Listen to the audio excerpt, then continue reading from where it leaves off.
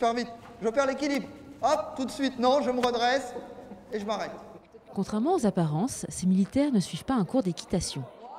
Ces moniteurs de sport participent à un stage sur la gestion de la fatigue en milieu opérationnel, organisé par le Centre national des sports de la défense et l'Institut de recherche biomédicale des armées.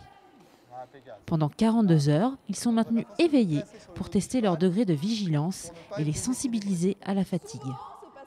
Les questions autour de la fatigue et du sommeil sont de plus en plus importantes.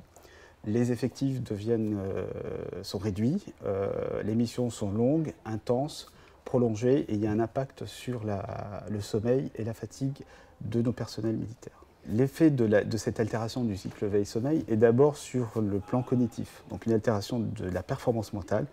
Ensuite, ces altérations, si elles sont chroniques, elles durent dans le temps, on peut avoir des altérations au niveau sur le plan santé, donc l'apparition du diabète, de l'hypertension artérielle. Donc il y a toute une prévention sur le plan santé également à avoir autour de cette gestion du sommeil. Vous pouvez prendre 5, 10, 15, 20 minutes de sommeil dès que vous pouvez. Quand on est en dette de sommeil, dès qu'on peut prendre un peu de repos, un peu de sommeil, il faut le prendre. On a beau avoir un très haut degré de technicité ou de conditions physiques, la fatigue, on va quand même l'avoir. Et donc il va quand même y avoir une dégradation de la performance intellectuelle. On aura beaucoup plus de difficultés à prendre une décision sous forte contrainte émotionnelle, où on aura un peu moins de recul, un peu moins de facilité à analyser la situation.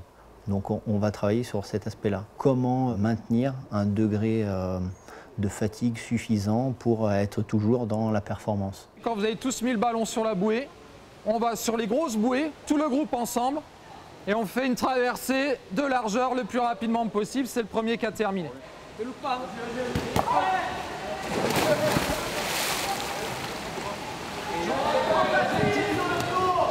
Les activités s'enchaînent les unes aux autres.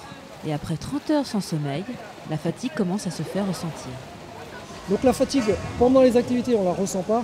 Mais c'est qu'une fois qu'on se pose, on fait les tests en salle ou des cours tout simplement. Là, on commence à ressentir vraiment la fatigue. On redoute les cours en salle. Parce que là, à mon avis, on va piquer du nez. Voilà. Qu'est-ce que vous avez appris pendant ce stage ?